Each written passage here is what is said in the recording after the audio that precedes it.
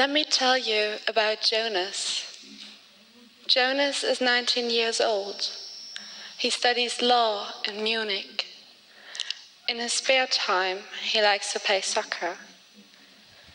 Jonas has a secret which he thinks he cannot share with anyone, not even with his best friend or with his parents. He's just too afraid of anger, rejection, and repulsion. Jonas knows that he has to suppress his sexual drive for his entire life. And he also knows that there will never be a loving and fulfilling partnership that he can enter. Because Jonas is a pedophile. He's only attracted to female children between the ages of 6 and 12 years. But since he's aware of the consequences for the children, he has never given in to his sexual drive. What is pedophilia? And what is it not? In the ICD-10, the International Classification System for Illnesses, pedophilia is coded as the sexual preference for pre-adolescent children. It is listed under the sexual disorders. Whether the persistent occurrence of sexual thoughts and feelings for pre-adolescent children have been acted upon or not is not relevant to the diagnosis. Like every other sexual orientation, pedophilia can have different characteristics. For example, it can be heterosexual, it can be homosexual, bisexual. Some pedophiles are exclusively attracted to children. Others are not exclusively attracted to children, but they're also sexually interested in adults. But their main sexual interest lies within children. Only if this main sexual interest is given, we talk about pedophilia. The vast majority of all pedophiles are men, about 99%. Within the male population, 1 to 2% are considered to be pedophiles. This translates to about 60 million people worldwide. This is as much as the population of Italy or of South Africa. Therefore, pedophilia is not an irrelevant phenomenon we can't simply ignore.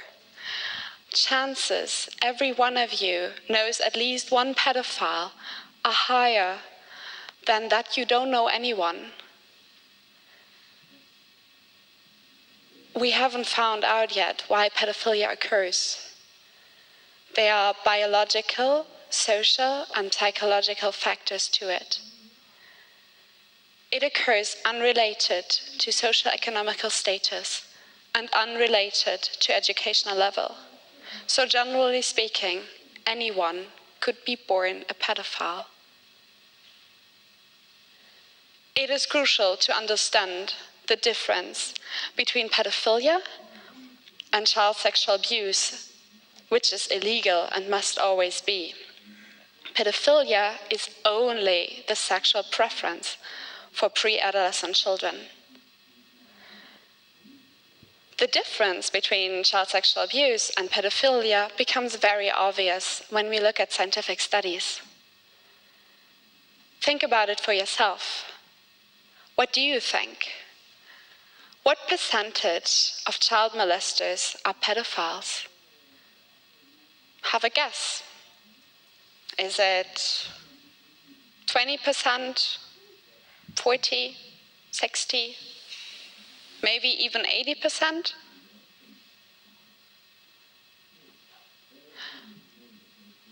In fact, scientific studies indicate that only 20 to 30% of all child molesters are pedophiles. The vast majority of perpetrators are not pedophiles, but they're sexually interested in adults. Children can easily become victims of child sexual abuse because of their loyalty and because of ease of access. For example, a stepfather might abuse a stepdaughter because he feels anger or jealousy towards her mother. Not every pedophile abuses children, and not everyone who abuses children is a pedophile. Differentiating between these two groups is essential. Let me be very clear here.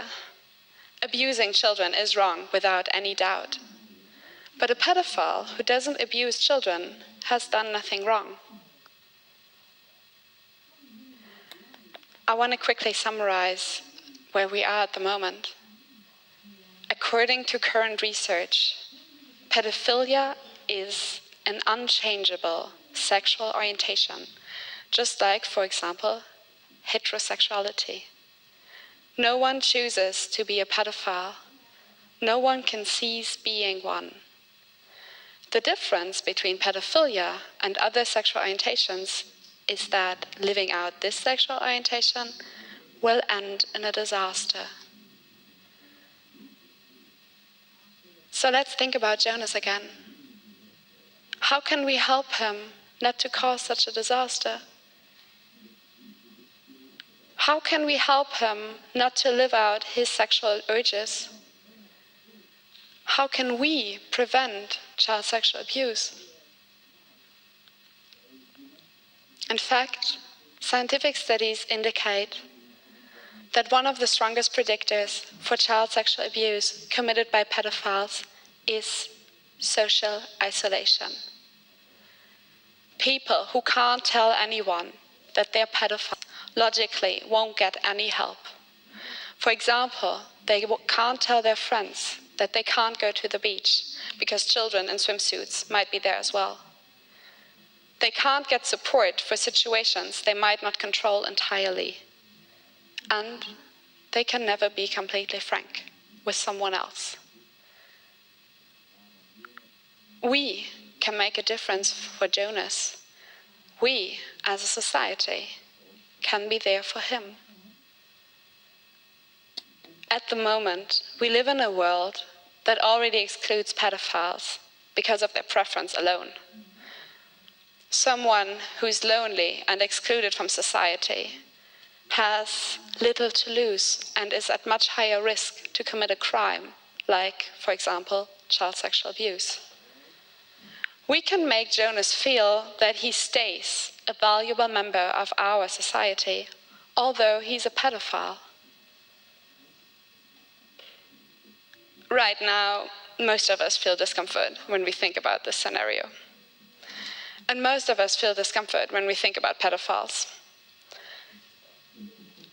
But just like pedophiles, we are not responsible for our feelings. We do not choose them. But we are responsible for our actions. And we must make a decision. It is in our responsibility to reflect and to overcome our negative feelings about pedophiles and to treat them with the same respect we treat other people with. We should accept that pedophiles are people who have not chosen their sexuality and who, unlike most of us, will never be able to live it out freely if they want to lead an upright life.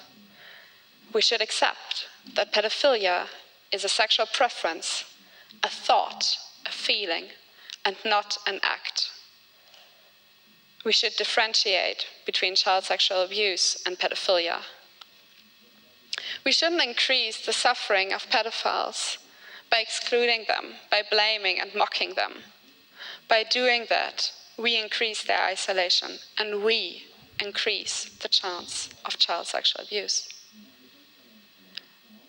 Only if they make themselves recognizable, because they're not afraid of punishment, of anger and rejection, can we better understand the causes of pedophilia and we can improve their treatment. We can help them accept their sexuality and help them learn to refrain from acting on their sexual urges which cause harm to children. We can encourage them never to commit child sexual abuse. We can help them refrain from entering dangerous situations they might not control entirely. And we can prescribe medication. This approach has already been successful. In the last 10 years, more than 9,500 people have received help in a prevention network called Kein Täter werden, which means don't offend in English, at university hospitals in Germany. The last survey shows that 98% have never committed child sexual abuse. Unfortunately, this program is not gonna eradicate child sexual abuse, but it is the first step in the right direction. Pedophiles who have received treatment have a better understanding of who they can turn to in order to prevent abuse before it happens. Most of you might ask themselves now, why is she telling us that? 5 years ago, I first heard about Jonas's life. Prior to that, I have never really thought about pedophilia, and I had just adapted the prevalent societal view about it without never really questioning it. I felt anger and disgust about pedophiles.